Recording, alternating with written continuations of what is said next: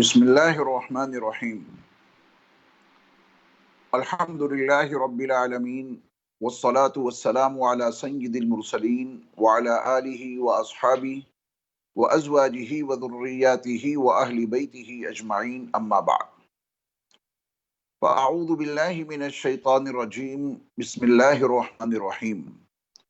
رب قد آتیتنی من الملک وعلمتنی من تأویل الاحادیث فاطر السماوات والارض انت ولی فی الدنیا والآخرہ توفنی مسلما والحقنی بالصالحین۔ حضرات ناظرین کرام، سامعین عظام، السلام علیکم ورحمۃ اللہ وبرکاتہ۔ خلاصہ تراویح پروگرام کے ساتھ آپ کی خدمت میں حاضر ہوں۔ سورہ یوسف کے تعلق سے کل گزشتہ کچھ مقامات سے قرآن کریم کی آیات کے حوالے سے تشریح اور تفسیر آپ کے سامنے پیش کی گئی تھی۔ کل آپ کے سامنے اس بات کی وضاحت تو کر دی گئی تھی کہ قرآن مقدس میں اللہ تعالیٰ نے قصوں کو بیان کرنے کے لیے تقریباً 1000 آیتیں نازل فرمائیں۔ یہ قرآن یقیناً قصوں کی کتاب تو نہیں ہے، لیکن پھر بھی قرآن مقدس میں اگر کہیں کوئی قصہ مذکور ہے اور یقیناً مذکور ہے تو اس قصے کے ہر حصے میں ہمارے اور آپ کے لیے اور قیامت تک برپا ہونے والے انسانوں کے لیے رہبری اور رہنمائی کا سامان موجود ہے۔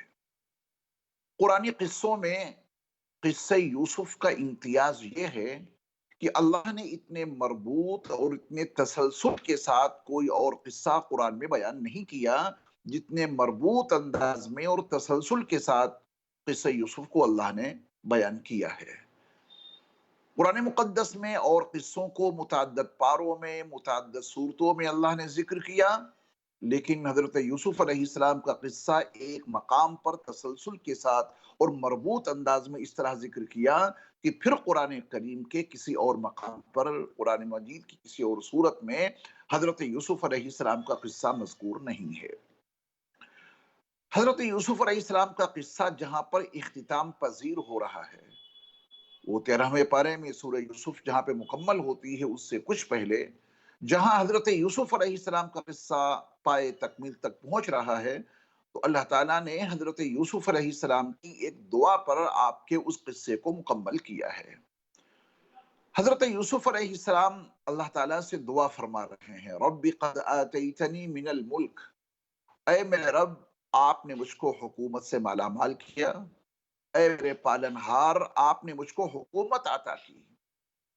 وہ یوسف جن کو ان کے بھائیوں نے کنویں میں ڈالا تھا، وہ یوسف جن کو کنویں سے نکال کر مصر کے بازار میں سوداگروں نے بیچ دیا تھا، وہ یوسف جن پر عزیز مصر کی شریک حیات نے بہت ہی برا الزام لگایا تھا، وہ یوسف جن کو جیل خانے کی سلاخوں کے پیچھے ڈال دیا گیا تھا ایک بے بنیاد الزام کے پیش نظر، وہ یوسف جنہوں نے جیل خانے میں رہتے ہوئے دعوتی مشن کو جاری کر دیا، اللہ کی توحید کا نغمہ جنہوں نے جیل خانے کی سلاخوں کے اندر رہتے ہوئے لوگوں کو سنایا، وہ یوسف جنہوں نے خواب کی تعبیر دے کر اپنی عظمت کو لوگوں کو تسلیم کرنے کے لیے آمادہ کیا، وہ یوسف جن کے پاس عزیز مصر نے اپنا خواب تعبیر جاننے کے لیے بھیجوایا اور حضرت یوسف علیہ السلام نے عزیز مصر کے خواب کی نہ صرف یہ کی تعبیر دی بلکہ اس کی تدبیر بھی بتائی،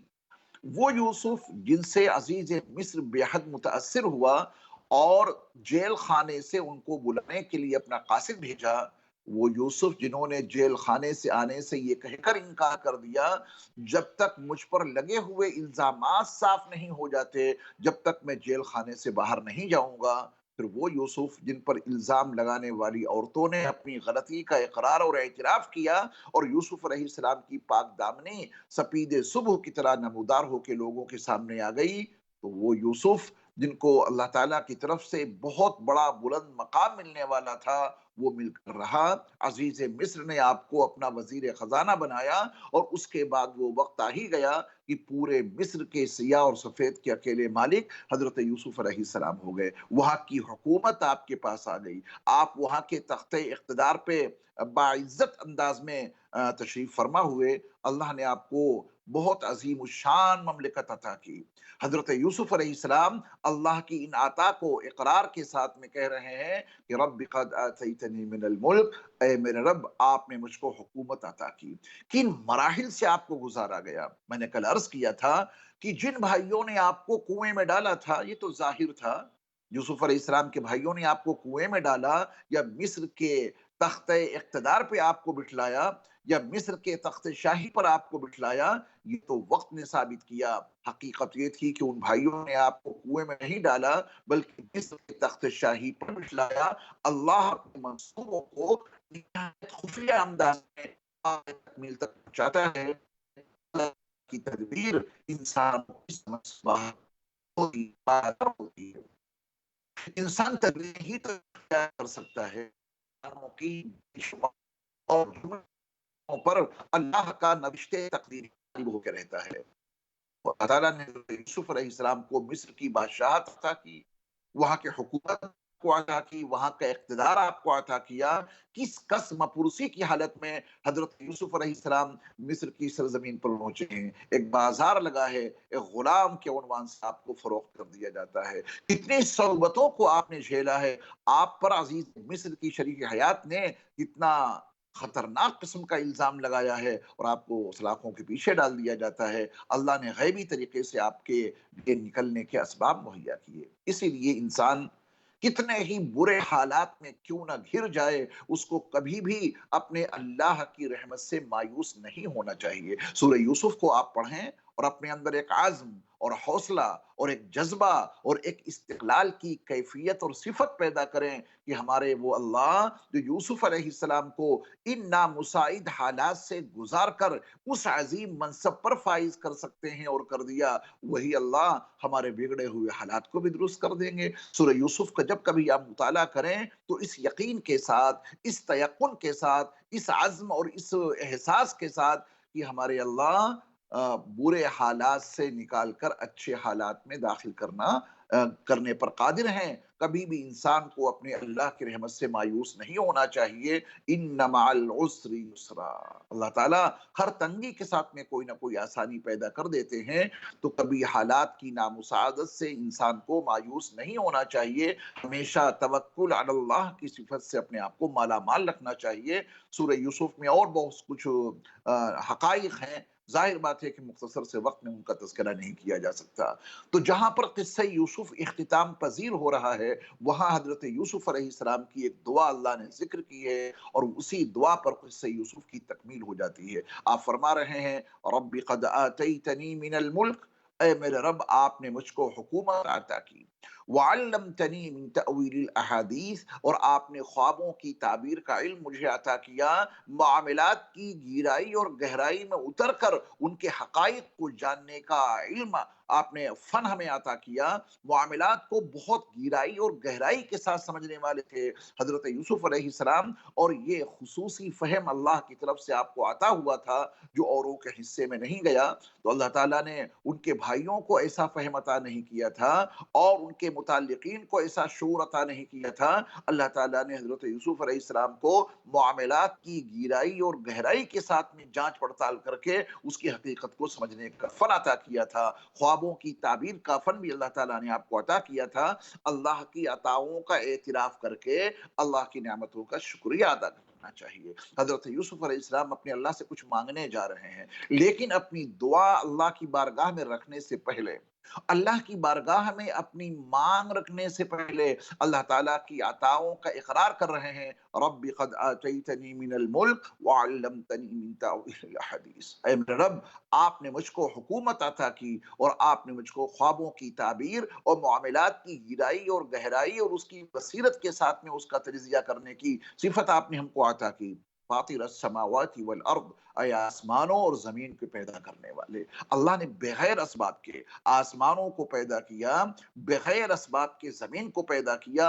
इन्नमा अमरुहु इदा अरादा शैयन अन यकूल लहू कुन फयकून। उनका मामला तो ये है कि जब वो किसी चीज का इरादा करते हैं हमारे अल्लाह, तो कहते हैं कुन यानी हो जा, और वो चीज वजूद पजीर हो जाती है। अल्लाह किसी चीज की तखलीक में असबाब के मोहताज नहीं। हमें और आपको अल्लाह ने दावत दी है, फलयंजुरिल इंसानु मिम्मा खुलिक। इंसान को चाहिए कि वो अपने वजूद पर गौर करे कि उसको किस मटेरियल से पैदा किया गया। हमें और आपको चाहिए कि अपने पूरे वजूद पे निगाह दौड़ाएं, आंखों को देखें, कानों को देखें, गालों को देखें, जबान को देखें, हाथों पैरों को देखें, दिमाग को देखें, उनकी सलाहियतों को देखें, और फिर ये देखें कि हमारा पूरा वजूद, ये हमारा पूरा ढांचा तैयार कहाँ हुआ है। जब आप इस पर निगाह दौड़ाएंगे तो फातिर समावाति वल अर्द, हकीकत समझ में आ जाएगी। हमारे अल्लाह किसी चीज को पैदा करने में, किसी चीज की तख्लीक करने में असबाब के मोहताज नहीं होते। तो अल्लाह ताला की इस सिफत का इकरार और इतराफ करके, फातिर अस्समावाति वल अर्द, ऐ आसमानों और जमीन के पैदा करने वाले, अंत वली फि दुनिया वल आखिरा, आप ही मेरे वली हैं दुनिया में भी और आखिरत में भी। ये हजरत यूसुफ अलैहिस्सलाम का किस्सा यहाँ पाए तकमील को पहुंचने जा रहा है। हजरत यूसुफ अलैहिस्सलाम का किस्सा मुकम्मल होने जा रहा है। किस्से यूसुफ की तकमील पर दुआए यूसुफ का तज़किरा कुरान में अल्लाह ने किया है। वो अपने अल्लाह से कुछ मांगना चाहते हैं, लेकिन मांगने से पहले क्या क्या कहा उन्होंने? रब्बी क़द आतैतनी मिनल मुल्क, ऐ मेरे रब आपने मुझको हुकूमत अता की, वअल्लमतनी मिन तअवीलिल अहादीस, और ऐ मेरे रब आपने मुझको ख्वाबों की ताबीर का इल्म अता किया, मामलात को बहुत गहराई और गहराई से समझने की सआदत आपने मुझको अता की। फातिर अस्समावाति वल अर्द, ऐ आसमानों और जमीन के पैदा करने वाले, अंत वली फि दुनिया वल आखिरा, आप ही मेरे वली हैं दुनिया में भी और आखिरत में भी। अल्लाह के ताल्लुक से इतनी बातें अर्ज करके हजरत यूसुफ अलैहिस्सलाम अपना मुद्दा बारगाह इलाही में रख रहे हैं और कह रहे हैं, तवफ़नी मुस्लिमा, ऐ मेरे रब मुझे मुसलमान होने की हालत में वफात दीजिएगा। यानी जब मेरी रगे जां कट रही हो, जब जिंदगी से मेरी दुनिया से मेरी रुखसती हो रही हो, जिंदगी का जब आखिरी सांस निकल रहा हो, उस वक्त भी मैं मुसलमान बनकर मौजूद रहूं। ऐ अल्लाह इस्लाम की हालत में मुझे वफात दीजिएगा, मैं आपका इताअत गुजार रहूं, आपका फर्मा बरदार रहूं, इस हाल में मुझको वफात दीजिएगा। ऐ अल्लाह जब मेरी मौत आए तो ऐसा ना हो कि मैं आपकी नाफरमानी करने वाला हूँ, मैं बगावत और सरकशी करने वाला हूँ। ऐ अल्लाह मुझे वफात दीजिएगा इस हाल में कि मैं आपका फर्मा बरदार बनकर रहूं, फर्मा बरदारी की हालत में मुझ पर मौत तारी हो। आप गौर फरमाएं कि हजरत यूसुफ अलैहिस्सलाम को अल्लाह ताला ने दुनिया की किन किन नेमतों से माला माल किया था। पूरे मिस्र के सिया और सफेद के आप अकेले मालिक हैं, आप वहां के बादशाह हैं, हुकूमत और इख्तिदार आपके कब्जे में है। लेकिन दुआ आप देखें अल्लाह ताला से क्या मांग रहे हैं, जबकि वो अल्लाह के नबी भी हैं और अल्लाह के रसूल भी हैं। अल्लाह का नबी अपने अल्लाह से कह रहा है, तवफ़नी मुस्लिमा, ऐ अल्लाह मुझे इस हाल में आप वफात दीजिएगा कि मैं आपकी इताअत गुजारी में मसरूफ रहूं। मुझे मौत इस हाल में आए कि मैं आपका इताअत गुजार बंदा बना रहूं। इताअत गुजारी की हालत में, फर्मा बरदारी की हालत में मौत आए। अल्लाह हमें और आपको भी इसकी तौफीक अता फरमाए। हम और आप तो दुनिया की चंद नेमतों में, चंद दुनिया की चीजों में मसरूफ हो जाते हैं, और इतने मसरूफ हो जाते हैं कि अपनी मौत तक का एहसास नहीं रहता। हम अल्लाह से मांगते भी हैं तो सिर्फ दुनिया मांगते हैं, अल्लाह से आखिरत नहीं मांगते, अल्लाह ताला से खातिमा बिल खैर नहीं मांगते। और असल तो खातिमा बिल खैर है। अल्लाह ताला ने जो किताब ज़िंदगी और सहीफ़े ज़िंदगी हमें और आप अता किया है, उसका टाइटल भी हो ला इलाहा इल्लल्लाह मुहम्मदुर रसूलुल्लाह, और हमारे सहीफ़े की आखिरी सत्र, हमारे सहीफ़े के आखिरी सफ़े की आखिरी सत्र भी हो ला इलाहा इल्लल्लाह मुहम्मदुर रसूलुल्लाह। यही अल्लाह से दुआ मांगनी चाहिए कि अल्लाह जब हमारी वफ़ात का वक्त आए तो इस हाल में हमारे ऊपर वफ़ात तारी हो कि हम आपकी फर्मा बरदारी में मसरूफ हों, मुसलमान होने की हालत में मुझे मौत आए। ये दुआ यूसुफ अलैहिस्सलाम ने मांगी है, हमें और आपको भी अल्लाह ताला से यही दुआ मांगनी चाहिए, तवफ़नी मुस्लिमा। اور دوسری دعا حضرت یوسف علیہ السلام نے یہ مانگی، وَأَلْحِقْنِي بِالصَّالِحِينَ، اور مجھے آپ صالحین کے ساتھ میں شامل کر دیجئے۔ آپ دیکھیں دعا کی اہمیت کس قدر ہے، اور یہ دعا کے دو جملے کس قدر معنی خیز ہیں۔ حضرت یوسف علیہ السلام اپنے اللہ سے پہلی دعا تو یہ مانگ رہے ہیں، توفنی مسلمہ، اور دوسری دعا یہ ہے، وَأَلْحِقْنِي بِالصَّالِحِينَ، ہمیں نیک لوگوں کے ساتھ میں آپ شامل فرمائیں، صالحین کے ساتھ میں آپ مجھے شمولیت عطا فرمائیں۔ یہ دعا بھی ہمیں اور آپ کو مانگنا چاہیے۔ اللہ تعالیٰ کے نیک بندوں کے ساتھ میں شمولیت ہو جائے، اس سے بڑی بات کیا ہوگی؟ اور یہیں سے یہ بات واضح ہوتی ہے کہ اسلام میں نفوس کی بھی بہت زیادہ اہمیت ہے، نقوش کی بھی اہمیت ہے، اور نفوس کی بھی اہمیت ہے۔ قرآن و حدیث یہ نقوش ہیں، اور اس کے اوپر چلنے والے، اس کی اتباع کرنے والے وہ نفوس ہیں۔ اسلام نے نقوش اور نفوس دونوں کی اہمیت کو اپنے ماننے والوں کے سامنے اجاگر کیا ہے۔ اہدنا الصراط المستقیم صراط الذین انعمت علیہم، یہ صراط الذین انعمت علیہم یہ نفوس ہی تو ہیں جن کے راستے پر چلنے کی دعا ہم اور آپ اللہ سے مانگ رہے ہیں۔ لہذا نقوش کی اہمیت کے ساتھ ساتھ نفوس کی اہمیت کو بھی تسلیم کرنا ضروری ہوگا۔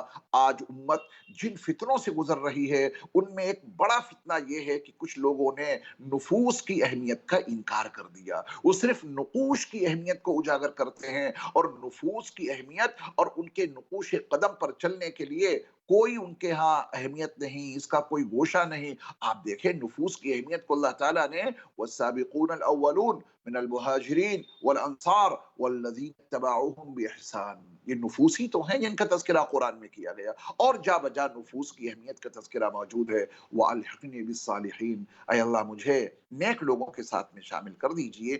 یہاں سے بھی نفوس کی اہمیت اندازہ آپ لگا سکتے ہیں۔ اللہ ہم سب کو بھی نفوس قدسیہ کے ساتھ میں نیک اور صالح لوگوں کے ساتھ میں شمولیت عطا فرمائے۔ سورہ یوسف میں آپ کے سامنے نزول کے تعلق سے کی ہے، سے ہود حضرات میں سے کچھ لوگوں نے اللہ علیہ وسلم سے کہا تھا، ایک سوال کیا کہ آپ یہ بتائیں کہ شام بنو اسرائیل کی سرزمین پہنچے، قیام پر آپ کی پوچھ ہے، اور یہ شام بنو اسے حضرت صلی اللہ علیہ وسلم سے آپ خرافی تھا، آپ کوئی فن تو آپ کی ملاقاتیں بھی نہیں، تو یہ پیچیدہ سوال تھا کہ شام سے بنو اسرائیل کس طرح ملک مصر کی سرزمین پر پہنچے۔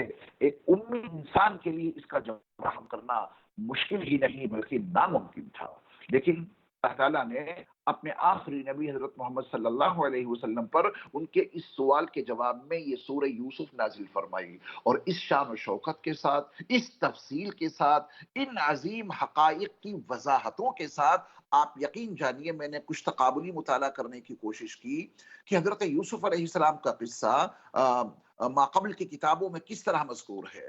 تو جب ہم نے کتاب مقدس کے حوالے سے حضرت یوسف علیہ السلام کا قصہ جاننا چاہا، تو اس میں وہ تفاصیل نہیں ہیں، اس میں وہ حقائق نہیں ہیں جن حقائق کو قرآن نے اجاگر کیا ہے۔ وہ تقابلی مطالعہ اس وقت آپ کے سامنے پیش کرنے کا موقع نہیں ہے، اس کا خلاصہ میں آپ کے سامنے عرض کرتا ہوں کہ کتاب مقدس میں بھی حضرت یوسف علیہ السلام کے قصے کو اتنے جامع انداز میں اور اتنے حسین پیرہن میں بیان نہیں کیا گیا جتنے جامع انداز میں قرآن مقدس میں حضرت یوسف علیہ السلام کا قصہ بیان کیا گیا ہے۔ اگر آپ کتاب مقدس کے حوالے سے حضرت یوسف کا، حضرت یعقوب علیہ السلام کا قصہ پڑھیں گے تو اس میں متعدد بیانات تو ایسے موجود ہیں کہ جو حضرت یعقوب علیہ السلام کی شایان شان نہیں ہے، لیکن جب آپ قرآن پڑھیں گے اور قرآن کے حوالے سے اس قصے یوسف کا مطالعہ کریں گے تو آپ کے سامنے وہ حقائق اجاگر ہو کے یقیناً آئیں گے کہ جو حضرت یوسف علیہ السلام اور آپ کے والد گرامی حضرت یعقوب علیہ السلام کی شایان شان ہیں اور عین حقیقت کے مطابق ہیں۔ تو ان کے اس سوال کے جواب میں اللہ تعالیٰ نے اپنے آخری نبی حضرت محمد صلی اللہ علیہ وسلم پر سورہ یوسف کا نزول فرمایا، جس میں تفصیل کے ساتھ ان حقائق کو اجاگر کیا گیا جو حقائق ماقبل کی کسی آسمانی کتاب میں نہیں، وہ حقائق ماقبل کی کسی تاریخ کے کسی صفحے پر مذکور نہیں۔ نبی علیہ الصلوۃ والسلام نے قصہ یوسف کو قرآن کی ان آیات کے تناظر میں اس طرح پیش کیا، اس لیے اللہ تعالیٰ نے فرمایا کہ ذالک من انباء الغیب نوحیہ الیک، میرے محبوب نبی، یہ غیب کی خبریں ہیں جو ہم نے آپ تک بھیجیں۔ ان کا سوال یہ تھا کہ کنعان سے اور ملک شام سے مصر بنو اسرائیل کس طرح پہنچے، اور آپ نے پوری حقیقت ان کے سامنے اجاگر کر دی کہ بنو اسرائیل کا ایک چشم و چراغ یوسف، یعقوب علیہ السلام کے صاحبزادے۔ یہاں پر یہ وضاحت کر دوں کہ یعقوب علیہ السلام جو حضرت ابراہیم علیہ السلام کے پوتے ہیں اور حضرت اسحاق علیہ السلام کے بیٹے ہیں، یعقوب علیہ السلام کا ہی لقب ہے اسرائیل۔ عبرانی زبان میں اسرائیل کا ترجمہ ہے عبداللہ، اسرائیل عبرانی زبان کا لفظ ہے، تو اسرائیل کا ترجمہ ہوا عبداللہ یعنی اللہ کا بندہ۔ حضرت یعقوب علیہ السلام کی جتنی اولاد ہے وہ اس لقب اسرائیل کی بنیاد پہ بنو اسرائیل، بنی اسرائیل کہلاتی ہے، یعنی اسرائیل کی اولاد۔ تو حضرت یعقوب علیہ السلام کی جو اولاد ہے بنو اسرائیل کہلاتی ہے۔ یہ بنو اسرائیل کنعان سے اور ملک شام سے مصر کیسے پہنچے؟ نبی آخر الزمان حضرت محمد صلی اللہ علیہ وسلم نے بنو اسرائیل کے چشم و چراغ حضرت یوسف علیہ السلام کا تذکرہ کیا قرآن کے حوالے سے، جو اللہ نے آپ کے اوپر وحی نازل فرمائی، کس طرح یوسف علیہ السلام کے بھائیوں نے آپ کو کنویں میں ڈالا، اور کس طرح مدین کے رہنے والے قافلے نے جو ملک شام سے مصر جا رہا تھا اس جنگل سے گزرا اور اس کنویں سے یوسف علیہ السلام کو نکالا، پانی کے حاصل کرنے کے لیے انہوں نے ڈول ڈالا تھا، اس میں یوسف علیہ السلام نکالا ہے۔ پھر کس طرح اس قافلے نے حضرت یوسف علیہ السلام کو مصر کے بازار میں جا کے بیچا، اور پھر کس طرح حضرت یوسف علیہ السلام عزیز مصر کے گھر پہنچے۔ یہ وہ تاریخ ہے کہ بنو اسرائیل حضرت یوسف علیہ السلام جو چشم و چراغ ہیں بنو اسرائیل کے، پہلی بار یہ حضرت یعقوب علیہ السلام کے بیٹے اور یہ بنو اسرائیل میں شامل چشم و چراغ یہ اس طرح مصر کی سرزمین پر پہنچے۔ اور اس کے بعد جب حضرت یوسف علیہ السلام مصر کے سیاہ اور سفید کے مالک ہو جاتے ہیں، پھر آپ نے اپنی پوری فیملی کو، اپنے بھائیوں کو اور اپنے والدین کو کنعان سے مصر بلا لیا، اور اس طرح مصر کی سرزمین پر بنو اسرائیل آباد ہوئے، ان کی نسل آگے بڑھی، یہاں تک کہ حضرت موسیٰ علیہ السلام کا دور آتے آتے یہ بنو اسرائیل لاکھوں کی تعداد میں ہو گئے تھے۔ حضرت موسیٰ علیہ السلام انہی بنو اسرائیل کو لے کر کے مصر سے پھر چلے ہیں، اور پھر وادی سینا پہنچے، وہاں سے پھر یوشع بن نون کے ذریعہ سے فلسطین فتح ہوا، بیت المقدس فتح ہوا، اور یہ بنو اسرائیل پھر بیت المقدس میں داخل ہوئے۔ تو ان کا سوال تھا، اللہ نے ان کے سوال کے جواب میں بڑی تفصیل کے ساتھ میں اس سورت کا نزول فرمایا، سورہ یوسف، جس میں وہ حقائق اور شواہد موجود ہیں جو حقائق اور شواہد ماقبل کی کسی کتاب میں اور تاریخ کے کسی صفحے پر مذکور نہیں ہے۔ اللہ اسی کا تذکرہ کرتے ہوئے فرما رہے ہیں ذالک من انباء الغیب، یہ غیب کی خبریں ہیں، نوحیہ الیک، میرے محبوب ہم نے آپ کی طرف ان غیب کی خبروں کو بطور وحی کے بھیج دیا، ورنہ آپ کو نہیں معلوم تھا کہ حضرت یوسف علیہ السلام کس طرح کنعان سے ہوتے ہوئے اور چلتے ہوئے کن حالات سے، کن نامساعد حالات سے گزرتے ہوئے آپ مصر تک پہنچے ہیں۔ ذالک من انباء الغیب نوحیہ الیک وما كنت لديهم اذ اجمعوا امرهم وهم يمكرون، آپ تو ان کے پاس موجود نہیں تھے جب یوسف علیہ السلام کے بھائی کچھ تدبیریں کر رہے تھے، اپنی تدبیروں میں وہ ناکام ہوئے، آپ وہاں موجود نہیں تھے، لیکن قصہ آپ ایسے بیان کر رہے ہیں جیسے کہ وہ سارا قصہ آپ کی نگاہوں کے سامنے پیش آیا ہو۔ انداز بیان ایسا ہے کہ معلوم یہ ہوتا ہے کہ حضرت یوسف علیہ السلام کا یہ سارا واقعہ نبی آخر الزمان حضرت محمد صلی اللہ علیہ وسلم کے سامنے پیش آیا ہو۔ یہ جہاں حضرت یوسف علیہ السلام کا قصہ ہے، وہیں میرے مصطفیٰ کی نبوت و رسالت کی صداقت کی بین دلیل بھی تو ہے۔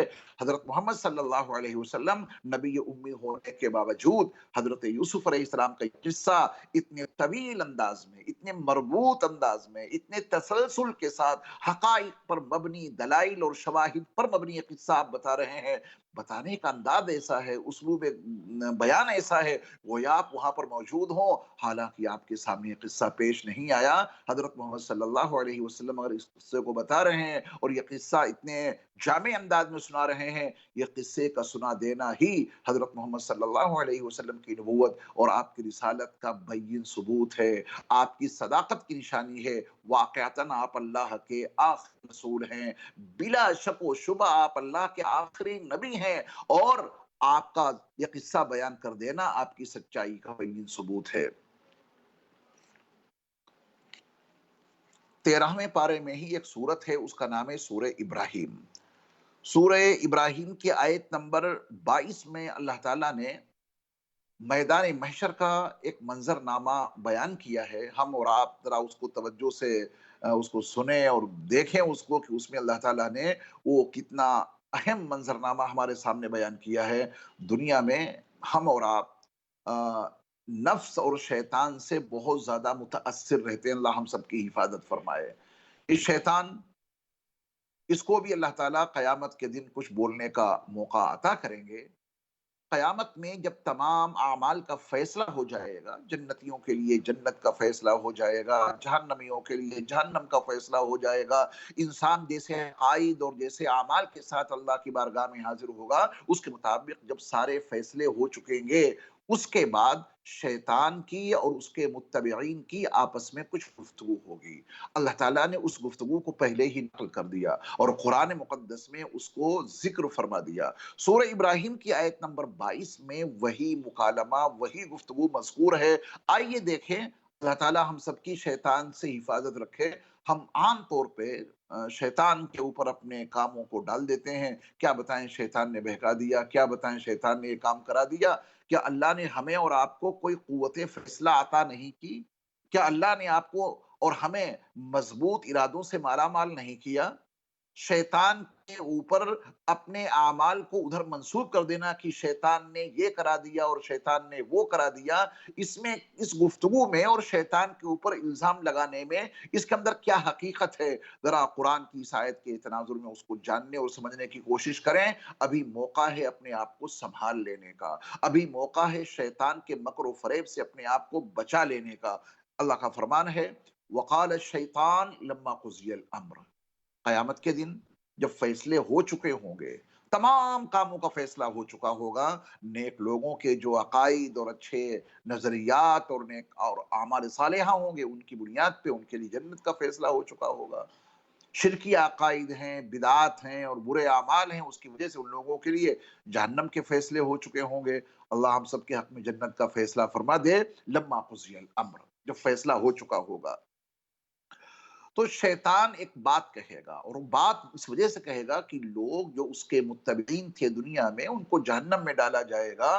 तो वो इल्जाम लगा रहे होंगे शैतान पर, लानत भेज रहे होंगे शैतान पर मलामत कर रहे होंगे कि हमें इसने बहका दिया, इस शैतान ने हमको राह रास्त से हटा दिया। जब शैतान वहां अपने ऊपर इन इल्जामात को सुनेगा, लोगों की मलामत सुनेगा, लोग उस पर लानतें भेज रहे होंगे कि शैतान ने हमको जहन्नम में डलवाने का इंतजाम किया, उस मौके पर लोगों की मलामत का जवाब देने के लिए शैतान सामने आएगा। जो कुछ वो कहेगा उसको इसी दुनिया में समझने की जरूरत है, वहां सुनने से कोई फायदा नहीं होगा, क्योंकि वक्त निकल चुका होगा। अभी वक्त रहते हम और आप शैतान की उस गुफ्तगू को समझें कि जब तमाम उमूर का फैसला हो चुका होगा, तो शैतान लोगों से क्या कहेगा।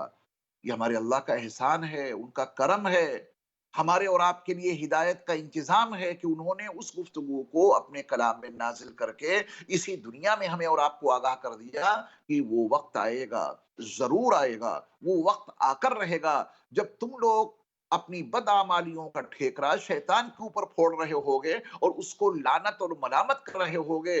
तो शैतान तो तुमसे ये कह देगा, जो कुछ वहां होगा वो मंजरनामा अल्लाह ताला ने दुनिया में हमें और आपको बता दिया, ताकि इसी दुनिया में हम और आप अपनी जिंदगी को बेहतर से बेहतर बनाने की कोशिश करें और अपने अमाल को शैतान के ऊपर डालने की कोशिश न करें। अपने मकाम को समझें, अपने मनसब को समझें। अल्लाह ने हमें और आपको जो मजबूत इरादे अता किए हैं, जो अज़्म और हौसला अता किया है, उससे काम लेने की जरूरत है इसी दुनिया में। तो देखें, अल्लाह का फरमान है, वक़ाल शैतान लम्मा कुज़ियल अम्र, جب تمام امور کا فیصلہ میدان محشر میں ہو چکا ہوگا تو شیطان کہے گا کہ ان اللہ وعدکم وعد الحق، اے لوگو تم سے تمہارے اللہ نے ایک سچا وعدہ کیا تھا۔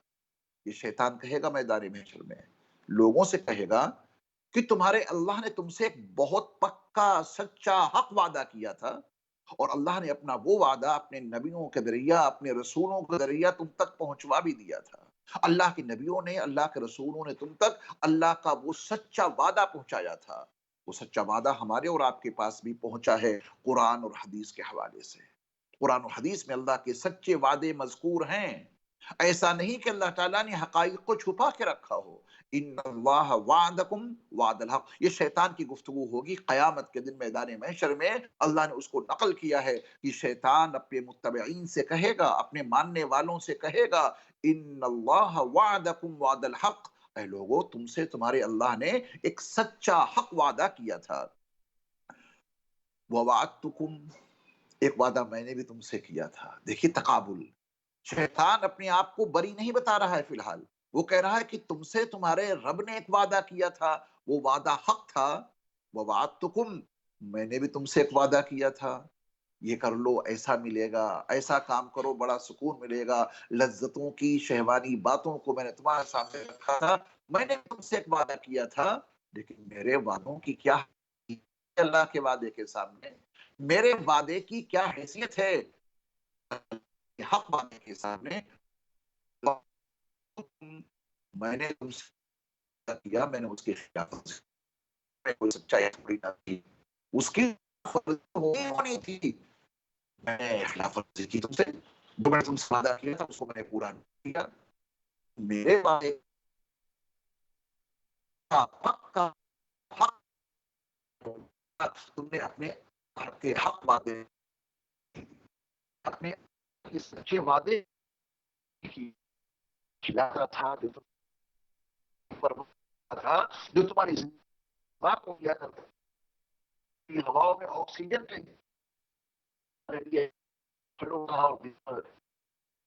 انتظام اصل ہوتا تھا۔ میں اپنے حقیقی رب کے حقیقی کو کیوں تسلیم نہیں کیا؟ تمہیں تو چاہیے تھا کہ اپنے رب کے وعدے کو مانتے اور میرے وعدے کو بالکل نہ مانتے۔ تمہارے سامنے دو وعدے تھے، ایک تمہارے رب کا حق وعدہ تھا اور ایک میرا تم سے وعدہ تھا۔ میں نے تو اپنے وعدے کی خلاف ورزی تم سے کی۔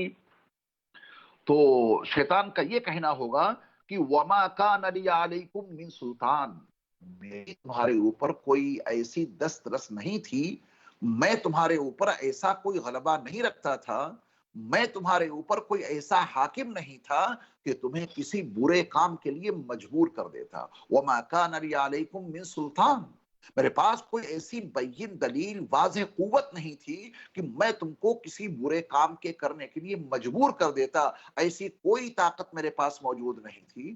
الا ان دعوتکم، بس یہ کہ میں نے تم کو دعوت دی، میں نے تمہارے دل میں وسوسہ ڈالا، میں نے تم کو برے کام کے لیے بلا لیا، تم کو برے کام کی دعوت دے دی، بس جب تم لی، تم نے میری دعوت قبول کر لی۔ کیوں قبول کر لی؟ یہ تمہارا اپنا فعل ہے۔ تمہارے سامنے اللہ کا پیغام بھی موجود تھا، تمہارے سامنے تمہارے رب کا وعدہ حق موجود تھا، تمہارے سامنے اللہ کے نبیوں، اللہ کے رسولوں کا واضح پیغام موجود تھا، تمہیں بتایا گیا تھا کہ کن اعمال کی بنیاد پہ تم کو جنت ملے گی، اور تمہیں یہ بھی بتایا گیا تھا کہ کن برے اعمال کے نتیجے میں تم کو جہنم میں جھونکا جائے گا۔ تمہیں بہت واضح طور پہ سمجھا دیا گیا تھا، اللہ نے تم کو اپنے رسولوں کے ذریعہ اور اپنے نبیوں کے ذریعہ یہ پیغام بہت واضح طور پر پہنچا دیا تھا کہ تمہارے وہ کون سے عقائد ہیں جو تم کو جنت میں لے جائیں گے، اور وہ تمہارے کون سے نظریات ہیں جس کی بنیاد پہ تم کو جہنم میں جھونکا جائے گا۔ کیا اللہ کے نبی اور اللہ کے رسول حضرت محمد صلی اللہ علیہ وسلم نے یہ حقائق تم تک نہیں پہنچائے تھے؟ یقیناً پہنچائے تھے۔ اللہ نے قرآن کی حفاظت کا وعدہ کیا، اس کی تفسیر احادیث کی حفاظت کا وعدہ کیا، اور یہ اللہ کا واضح پیغام رسول علیہ الصلوۃ والسلام کی واضح ہدایات تمہارے سامنے موجود تھی، تو تم نے میری بات کیوں مانی؟ میں نے تمہیں کسی برے کام کے کرنے پر مجبور نہیں کیا، کیونکہ مجبور کرنے اور برے کام پر مجبوراً تمہیں عمل کرنے کی قوت اور طاقت ہی میرے پاس موجود نہیں تھی۔ وما کان لی علیکم من سلطان، میں زبردستی کسی برے کام میں دھکیل دیتا، میرے پاس یہ اختیار ہی نہیں تھا، مجھے اس بات کی اتھارٹی نہیں تھی کہ میں تم کو مجبور کر دیتا کسی برے کام کے لیے۔ بس میں نے تم کو دعوت دی، بلایا تھا کہ یہ کام کر لو برا، وہ تم نے کر لیا۔ میری بات تو تم نے مان لی، فاستجبتم لی، تم نے میری بات کیوں مانی؟ تم نے میری بات مانی اور اپنے اللہ کی بات نہیں مانی، اللہ کے رسولوں کی بات نہیں مانی، اللہ کے نبیوں کی بات نہیں مانی، اللہ کے نیک اور صالح بندوں کی بات نہیں مانی۔ قرآن تمہارے سامنے واضح طور پر، بین طور پر تمام حقائق لیے ہوئے موجود تھا، تم نے قرآن کی بات نہیں مانی۔ احادیث مبارکہ تمہارے سامنے بین طور پر موجود تھیں، تم نے احادیث مبارکہ کی ہدایات پہ عمل نہیں کیا۔ میری بات تم نے کیوں مان لی؟ میں نے تم کو کھلایا پلایا نہیں، میں تمہارا رب نہیں، میں تو ابلیس ہوں۔ میں نے تم کو چند باتیں بتائیں اور دعوت دی، تم نے میری بات مان لی اور اپنے اللہ کی بات نہیں مانی۔ فاستجبتم لی، تم نے میری دعوت تو قبول کر لی، اپنے اللہ کی دعوت کیوں نہیں مانی؟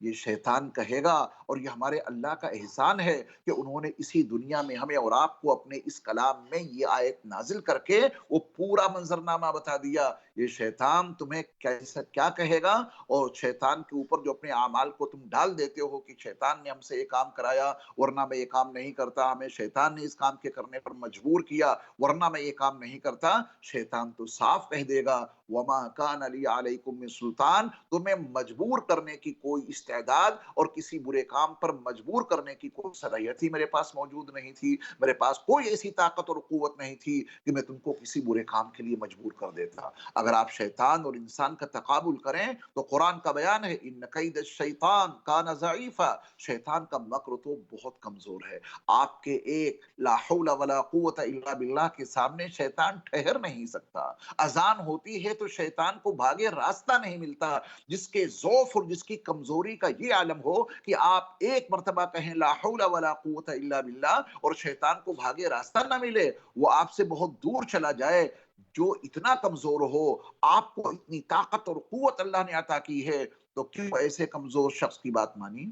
اس کمزور لعین کی بات کیوں مان لی؟ وہ خود کہے گا وَمَا كَانَ لِي عَلَيْكُم مِّن سُلطان، مجھے آپ کے اوپر کوئی زبردستی کرنے کی قوت اور طاقت حاصل نہیں تھی، بس میں نے تم کو دعوت دی، تمہارے اللہ نے بھی تم سے کہا، میں نے بھی تم سے کہہ دیا، تم نے اپنے اللہ کی بات تو مانی نہیں، فَاسْتَجَبْتُمْ لِي، تم نے میری بات مان لی۔ اب اگلا جملہ بہت اہمیت کا حامل ہے، وہ شیطان ان سے کہے گا فَلَا تَلُومُونِي، مجھے ملامت مت کرو، میرے اوپر لعنت مت بھیجو، تم ملامت مجھے کر رہے ہو کہ شیطان نے یہ کرا دیا، شیطان نے یہ سمجھا دیا، شیطان نے عقیدوں میں خرابی پیدا کر دی، شیطان نے بدعات کے کام کرا دیے، شیطان نے شرک میں مبتلا کر دیا، شیطان نے برے کام کروا دیے، شیطان نے شراب پلوا دی۔ وہ کہے گا فلاں تلومونی، مجھے ملامت مت بھیجو، میرے اوپر ملامت مت کرو، ولوموا انفسکم، ملامت بھیجنی ہے تو اپنے اوپر بھیجو، میرے اوپر ملامت کیوں کر رہے ہو؟ کیا میں نے تم کو اس برے کام کے لیے مجبور کیا تھا؟ مجبور کرنے کی تو صلاحیت میرے پاس تھی ہی نہیں، وسوسہ ڈالا، دعوت دے دی، تو اپنے اللہ کی دعوت کیوں نہیں قبول کی؟ اپنے رسول کی دعوت کیوں نہیں قبول کی؟ قرآن و حدیث کی دعوت کو کیوں نہیں قبول کیا؟ قرآن و حدیث کے پیغام کو کیوں تسلیم نہیں کیا؟ لہذا مجھے ملامت مت کرو، میرے اوپر ملامت مت بھیجو، وَلُومُوا أَنفُسَكُمْ، اپنے اوپر ملامت کرو، تم ہو ملعون، تم ہو ملامت زدہ انسان کہ تم نے میری بات مان لی اور اپنے اللہ کی بات نہیں مانی۔ وَلُومُوا أَنفُسَكُمْ، میرے ایمان والے بھائیو، یہ شیطان وہاں کہے گا، یقیناً کہے گا، یہ کوئی کسی شاعر کی قوت پرواز نہیں جو میں آپ کو سنا رہا ہوں، یہ شاعر کے کسی تخیل کی پرواز نہیں ہے جو میں آپ کو بتا رہا ہوں، یہ قرآن کی آیت ہے، حقیقت پر مبنی ہے، ایسا ہوگا، یقیناً ہوگا، وہ دن آئے گا، ضرور آئے گا، آ کر رہے گا، جس میں شیطان اور انسان کی یہ گفتگو ہوگی اور شیطان انسانوں سے صاف کہہ دے گا مجھے ملامت مت کرو، میرے اوپر ملامت مت کرو، وَلُومُوا أَنفُسَكُمْ، اپنے اوپر ملامت کرو، ما انا بمصرخکم، میں تم کو بچا نہیں سکتا، وما انتم بمصرخی، اور تم بھی مجھے نہیں بچا سکتے۔ اب تو اللہ کا جو فیصلہ ہو گیا ہے وہ وہی ہوگا، میں تمہارے کسی کام آج نہیں آ سکتا، تم بھی میرے کام نہیں آ سکتے۔ اور سنو، انی کفرت بما اشرکتمون من قبل، اس سے پہلے تم نے مجھے عنوان بنا کر جو بھی شرک کیا آج میں اس کا منکر ہوں۔ میں تمہارے شرک کو تسلیم ہی نہیں کرتا، میں تمہارے شرک کا صاف انکار کر رہا ہوں۔ تم نے مجھے عنوان بنا کر جو بھی شرک کیا، اللہ کی ذات میں شرک کیا ہو، اللہ کی صفات میں شرک کیا ہو، اللہ کی صفات کے تقاضوں میں شرک کیا ہو، شرک جلی کیا ہو یا شرک خفی کیا ہو، میں تمہارے ہر طرح کے شرک سے بیزار ہوں۔ انی کفرت بما اشرکتمون من قبل ان الظالمین لہم عذاب علیم۔ یہ ظالم لوگ ہیں جو شیطان کی پیروی کرتے ہیں، یہ ظالم لوگ ہیں جو شیطان کا اتباع کرتے ہیں۔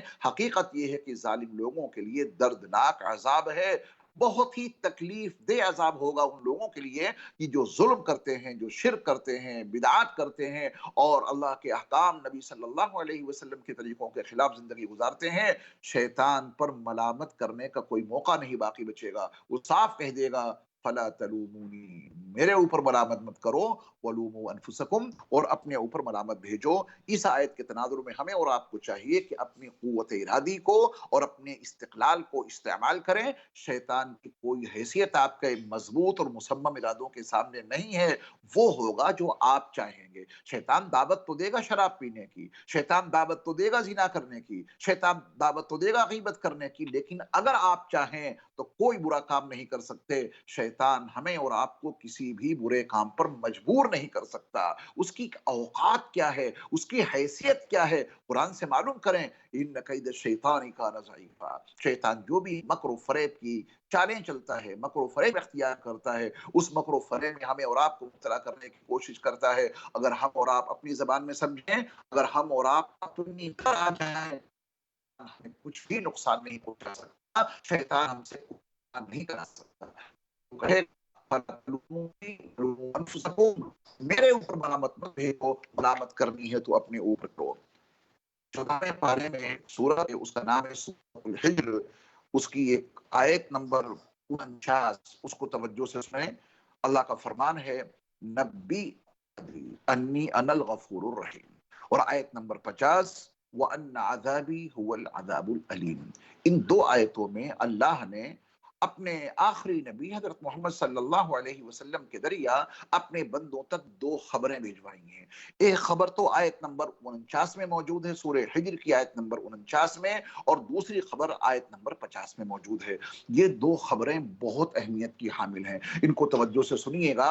اللہ نے یہ دو خبریں اپنے آخری نبی حضرت محمد صلی اللہ علیہ وسلم کے ذریعہ اپنے بندوں تک بھجوائی ہیں۔ دیکھیں آپ ترتیب کتنی پیاری ہے، ہمارے اللہ کتنے کریم ہیں، ہمارے اللہ کتنے رحیم ہیں، ہمارے اللہ کتنے غفور ہیں، ہمارے اللہ ہم سے کتنا پیار کرتے ہیں۔ خبر بھجوانے کا انداز تو دیکھیں، ترتیب پر خصوصی غور کیجئے گا۔ فرمان الہی ہے نبی، میرے محبوب نبی آپ خبر دے دیجئے۔ اللہ اکبر، خبر اللہ ان کے ذریعہ بھجوا رہا ہے جن کی زبان سے کبھی جھوٹ نہیں نکلا، جن کی شان قرآن میں موجود ہے۔ وَالنَّجْمِ إِذَا هَوَى مَا ضَلَّ صَاحِبُكُمْ وَمَا غَوَى وَمَا يَنْطِقُ عَنِ الْهَوَى إِنْ هُوَ إِلَّا وَحْيٌ يُوحَىٰ۔ زبان مصطفیٰ سے جو کچھ نکلتا تھا وہ وحی الہی پر مشتمل ہوا کرتا تھا۔ لَقَدْ جَاءَكُمْ رَسُولٌ مِّنْ أَنفُسِكُمْ عَزِيزٌ عَلَيْهِ مَا عَنِتُّمْ حَرِيصٌ عَلَيْكُمْ بالمؤمنین رؤوف الرحیم۔